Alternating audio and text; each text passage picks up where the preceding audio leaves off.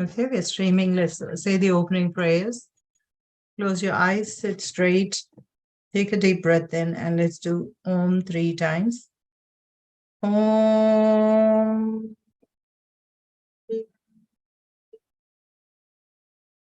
Om.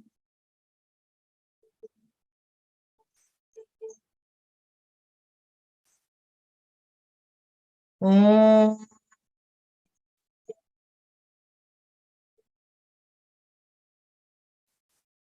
Guru Brahma, Guru Vishnu, Guru Devo Maheshwaraha, Guru Sakshat Parabrahma, Tasmai Shri Guruve Namaha. YouTube also is there today. Okay, so we are starting chapter 11, and yesterday's chapter we ended with.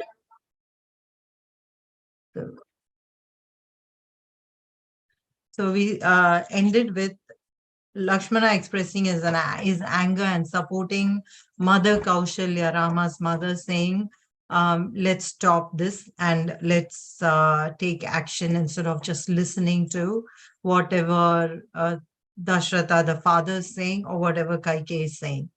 Okay, now today's chapter is about, one second. Yeah. Today's chapter is called Rama's Firmness, chapter 11 in part 2. So let's get started. The piteous words of Kaushalya would have made anyone else relent, but not Rama. Like an elephant which walks with unconcern even when torches are lit by men to impede his progress, Rama, with his mind set firmly on the path of Dharma, refused to be moved by the tears of his mother. He was the one person who was capable of talking to his mother, who was almost demented because of excessive grief, and to Lakshmana, whose throat was dry with anger. Rama spoke again. Lakshmana, you know me so well, and I know you too, since we are but two aspects of the same truth. How is it you do not understand my devotion to Dharma? Simple rules of conduct have been set down for man by the elders of yore. Do you realize how Ramayana is fully interspersed with the Yama and Niyama of yoga? Where Lakshmana in yesterday's chapter is talking about how can a man who is overcome by his senses be a leader? Why should we even listen to a man who is a slave to his senses? Yeah, did you realize that? And Rama being steadfast about following Dharma. So Dharma is all about following all the yamas and niyamas of life, right? So that's what he is referring to here. Yeah. You want to add something, Surya? Yeah, I agree with what you said. Okay. I didn't really see the connection, but Now you do or not? they did talk. I kind of saw it, but not that much. Okay. So let's continue. Simple rules of conduct have been set down for man by the elders of yore. Believe in their teachings implicitly. Man should devote himself to Dharma and only to Dharma. One who sets his mind instead on acquiring artha, wealth, becomes an object of the censure of the wise. The third man who is lost in Kama, the other path, is not worthy of praise. If, however, a man follows the path of Dharma set down in the Shastras, Artha, Kama, Moksha will follow as a natural sequel to one's actions. Understood? Our father has all these years been famed for his great good qualities, for his righteousness, and for his knowledge of all the Vedas and Shastras. Such a man commands me to do what is not pleasing to you. I will not seek the reason which prompted him to command me thus. Maybe he's angry with me, maybe he's unhappy about something, or pleased about something else. It is no matter. I am the last person to question his actions and his motives behind them. I have no right to, nor have you. I only have to obey his commands.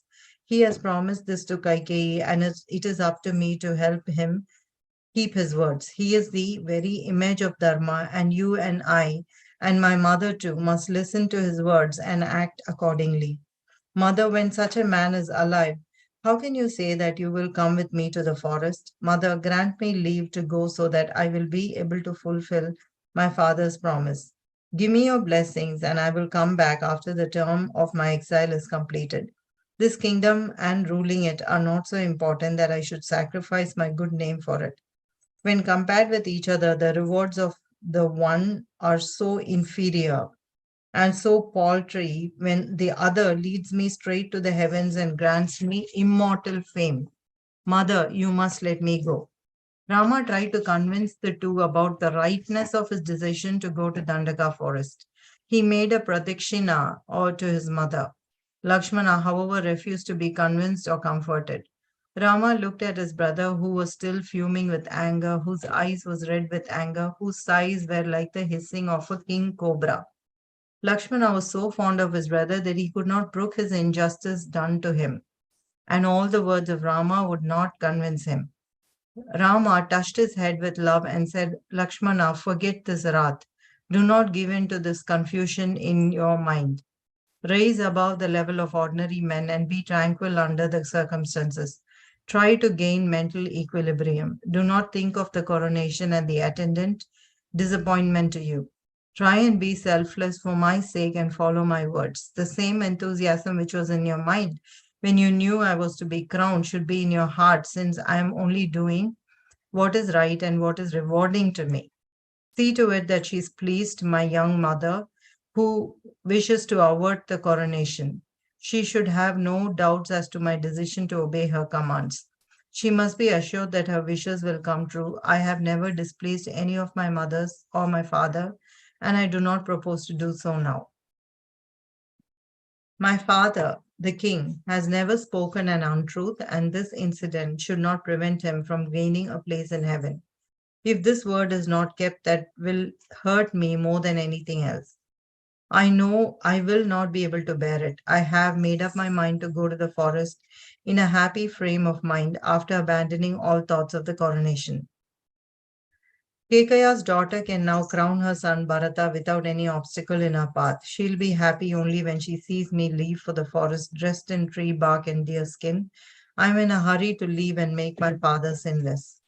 Rama was lost in thought for a while. He then shrugged his shoulders and said, Lakshmana, when I think of the decision of the king yesterday to crown me and the happenings of today, I cannot help thinking that fate is responsible for our fortunes. It is fate which makes us reap the fruits of our actions in our previous birth. It must be because of something which I did in my previous birth which caused this reverse in my fortunes.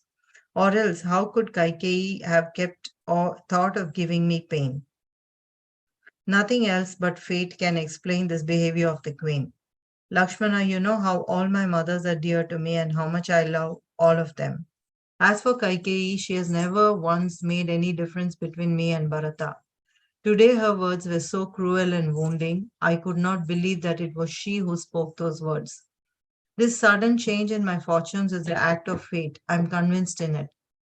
Kaikeyi, who has always been so well behaved, who has always behaved like a princess, who has always been well known for her gentleness and her sweet nature. That Kaikeyi was so different. Lakshmana, she behaved like an ordinary illiterate woman who has never known what decorum is. In the presence of her lord, she spoke thus. This is what is known as the will of providence. Some happenings in the life of man cannot be explained away, and the course of some things can never be altered by anyone, however much he may try. This act of providence has been proved fully in the case of Kaikeyi and me. Man is not able to defy fate, whose acts are such that man cannot satisfy himself, and the happenings having any justification. He is robbed of his peace of mind and he is helpless against fate. It is not possible to gauge the reason for one's being granted happiness, sorrow, disease, gain or loss, birth or death. Everything follows a pattern, no doubt, but we cannot understand it. This is fate. Even the rishis who have their senses under control are not exempt from the sway of fate. They are made to forget their daily rituals. They become slaves to the passions like kama and krodha, and they lose all that they have gained so far. Do you make any connection to this, Surya? Amitra. Vishwamitra's Vishwa, yeah. Skrodha is anger, Kama is And love and also, passion. what happened to Shiva, but he kind of withheld it Yes, so after. it just shows that everybody can fall, right? Fall slave to it, and it's so important to keep the path of dharma. And Rama is such a great ideal example of how to be in the path of dharma. So anything which has been begun in good faith does at times get obstructed in its course and takes an unexpected turn, and that is a work of fate. This is what has happened to us now since yesterday. But then I'm not affected by this change in my fortunes. And so you must also adopt the same way of thinking. With these very waters which have been placed for my coronation, I will have the sacred bath preparing me for the holy task of dwelling in the forest. On second thoughts, why should I have to do anything with any of these royal insignia? How can the waters meant for the purpose of coronation serve my purpose which is so different? Let me use some other water which is meant for my banishment. As for you, do not let the fickleness of the goddess Lakshmi affect you. My dear brother, Lakshmi is the goddess of wealth, right? So he's saying, don't let wealth and creature comforts affect you. Actually, I prefer to roam in the forest without a care in the world. Ruling a kingdom is beset by hundreds of worries. So he's making up his mind so clearly to be so dispassionate about this whole coronation and be fully present for what's happening, which is going away from the kingdom to the forest, right? So Lakshmana was listening with his head bent down and his eyes fixed on the ground. He was still angry. His brows were knit and he sighed. Just one second, I need to pause for a minute.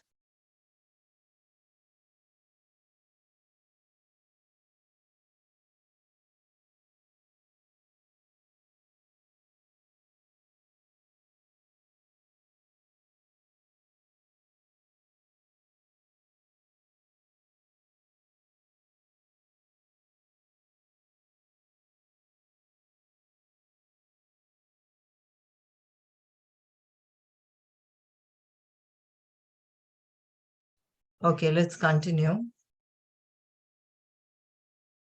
Actually, I prefer to roam. Lakshmana was listening with his head bent down and his eyes fixed on the ground. He was still angry, his brows were knit, and he sighed like a serpent, and his face was fierce to look at. He said, I do not agree with you. How can you ascribe to fate an action prompted by the avarice of a woman? Her desire is so great that she has made even the king agree to it. And do you not see any just injustice in this? You just say it is providence. There are people who pretend to be righteous but are at heart wicked. By their cleverness and by their deceitful tactics, they have conspired to make you suffer this banishment, and you refuse to see it? I'm sure of it. Or else, why had the granting of these two famed boons been delayed all these years? It should have been done years ago. This is just a pretext. Here is an obvious intrigue to get rid of you, and and you insist in confirming to it by your decision to obey the king, your father. I'm still of opinion that you should occupy the throne against the wishes of Kaikeyi. The king is a slave to his passions, and his action is against all rules of dharma. He has no right to crown Bharata when you are there. The world will laugh at him. Only a weakling or a man lacking in valor will accept everything that comes his way with meekness and ascribe his fortunes to fate. A hero, on the other hand, will certainly find ways and means of overcoming difficulties which obstructs his progress. You behave as though you are helpless against fate. Let the world see how prowess can vanquish fate. Let the coronation take place, and with your permission, I'll prove to you that the might of my arms is more powerful than fate. No one except our father will object to your coronation, not even the guards who gods who guard the eight quarters. The king and his young wife have conspired against you, and they are the ones to be exiled to the Dandaka forest. Let me stand by your side and see that the coronation takes place. I assure you, I can make it happen. These arms of mine, my brother, are not just for being smeared with sandal paste and for being an adornment to my body. Nor is this bow an ornament I'm wearing. This sword of mine is not a decoration. These arrows are not meant to support me while I'm walking. They are meant for destroying enemies, and I mean to use them properly. Indra himself cannot withstand my valor when I'm angry. Wait and see how best I will achieve my purpose of crowning you as a Yuvaraja of the kingdom of Kosala. Rama was standing with a sad and weary expression on his face. Distressed as he was by the many things which had happened since sunrise, he felt that this to be the most trying of them all, making Lakshmana understand that he had no intention of accepting the throne even if it were offered to him now. He wiped the tears of Lakshmana and spoke words of wisdom to comfort him. He then said, "Let me tell you once and for all, Lakshmana, I have made up my mind to obey my father, since to me it is the ultimate dharma. I will not change my mind. I am firm in my decision, and please do not give way to this anger. It is of no avail. I will not permit you to fight for the throne on my behalf, nor will I allow you to talk ill of the king. Try and accept the truth. I have to go, and I will go." That's the end of this chapter. Laya, what do you want to share? Um, Come here. it's just like how much self-control Rama has, that Lakshmana is saying again and again that how he can definitely get Rama the throne still, despite of what Dashratha and Kaikeyi said. And like he knows that everyone is expecting him to be the king and everyone's really happy about it, but still he's staying true to his word and still going to the forest, even if he's not exactly like thrilled about it either. What do you think of Lakshmana's stand? Like they all seem to sound right, correct, right? Yeah. So Yeah, I who? feel like he's very dedicated to his brother, Yeah, because even his mother stopped worrying, but he's still worrying. he's angry. The Not mother is sad, and the mother didn't stop worrying. Like she was fully crying, and not stop worrying. She was like consoled. yeah. So She understands why Rama did that, but Lakshmana is really angry. What else? Do you want to share anything else? Do you have any questions? Today's chapter? No. So shall we say the closing prayer? Yes. Sit comfortably, sit straight. Om. Together. Om.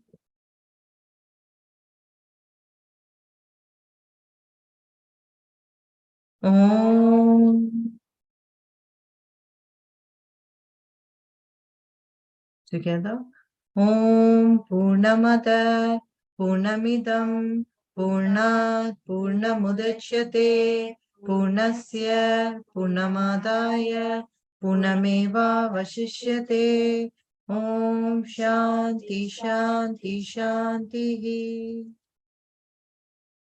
So let's continue on Monday.